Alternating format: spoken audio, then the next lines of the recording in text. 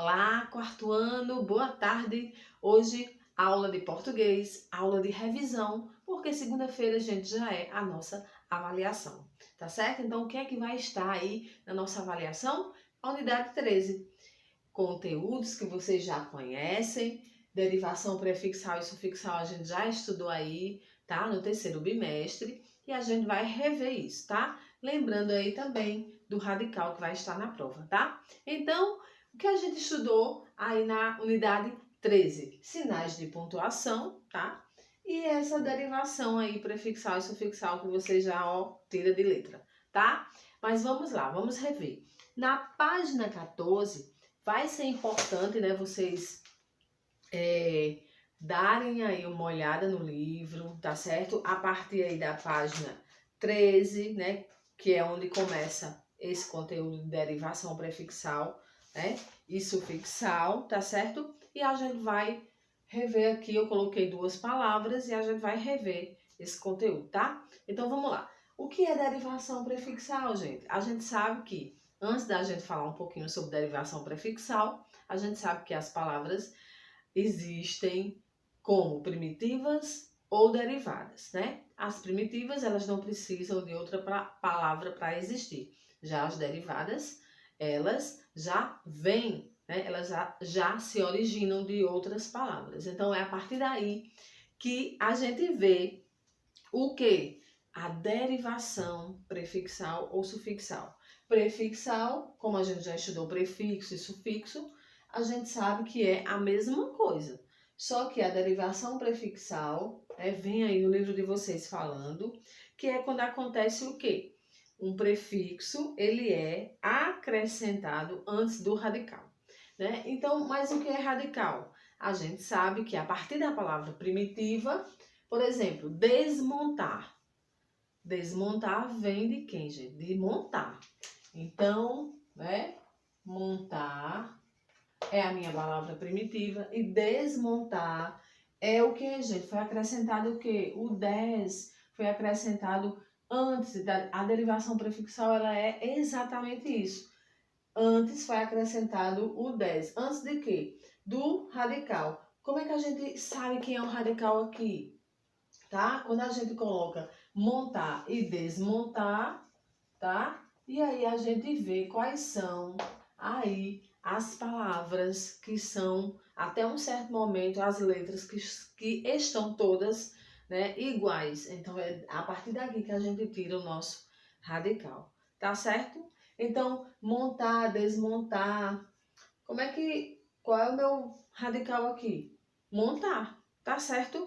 Então, é isso. Agora, a derivação sufixal, a mesma coisa, só que o que acontece, o sufixo, ele é acrescentado depois do radical. Então, palidamente, palidamente, a gente sabe que vem de pálido. Então, já vou colocando aqui, ó, pálido ou pálida, né? Ele estava pálido. Então, pálido já é o quê? A minha palavra é o quê? Primitiva. E palidamente já é o quê, gente? A minha palavra derivada. Por isso que é a derivação o quê? Sufixal ou prefixal. Então, palidamente vem de pálido, a gente sabe que foi, ó, acrescentado aqui o mente, tá? Então, foi acrescentado depois de quê? Do nosso radical. O que é o radical? A parte fundamental aí da palavra, tá? Em que a gente percebe que as letrinhas são iguais até um certo momento. Então, pálido e palidamente. Aqui eu já consigo perceber que eu tirando o O e tirando o A mente, vai ficar aqui o meu radical pálido, tá? Pálido com D mudo, tá certo? Então é isso. Muito fácil, vocês já sabem, tá certo? De cor e salteado. A gente fez, né, na página 15, essas questões do jogo rápido. Vocês foram bem, né? Passarinho, o inho, passarinho vem de pássaro, né? Então foi acrescentado o quê? Sufixo, então é uma derivação o quê? Sufixal, tá? Então só o que vai mudar é as nomenclaturas, que os nomes, né? Prefixação, a mesma coisa de prefixo, sufixação, a mesma coisa de sufixo, tá bom? Então, a gente estudou também os sinais de pontuação. Os sinais de pontuação também é muito fácil, né? porque você já vem estudando, olha só, gente, de muito tempo, né? Lá do primeiro ano, segundo ano. Então, é o seguinte, como é que a gente usa os sinais de pontuação? Eles são muito importantes aí num texto, numa frase, para dar sentido, né, ao que a gente está escrevendo e lendo. Então, eu coloquei aqui ponto final, vírgula, dois pontos, travessão, interrogação, exclamação, tá? Então é importante vocês voltarem à página 12 e darem uma olhada aí, tá certo? E a página 11 também. Na verdade, começa da 12. Então vamos lá, começa por ponto final. Ponto final a gente sabe que ele encerra, né, a frase. A definição dele é essa, ele encerra, ele coloca o que? A frase em sentido completo. Teve sentido completo, ponto final, tá? Vamos lá. O que mais? A vírgula, ela serve para quê? A gente é como eu disse a vocês, a gente ia estudar isso um pouco mais à frente, mas agora na global a gente estuda, tá bom? Então, mas a vírgula a gente sabe que é para quê? Para dar as pausas e separar também elementos, tá? Separar elementos em enumerações, tá bom? O travessão faz o que, gente? Tem aí, ele separa o que? Uma explicação, tá? E ele indica o que? Que o personagem vai falar. Muito fácil. Interrogação, vocês já sabem, é sempre aí no final de uma frase, é sempre uma pergunta. Exclamação vem acompanhado aí de uma palavra que exprime sentimento, medo, né? Admiração, também é muito fácil. E os dois pontos já é o que, gente? Já é o sinal que vai introduzir a fala de um personagem ou também ele vai indicar uma enumeração, tá, de elementos em diálogos também. Então é muito fácil a gente saber, tá? Eu trouxe aqui, olha, Souza, 22 de abril de 2020. Cabe o que aqui? Souza, aí eu paro. A pausa é para quê?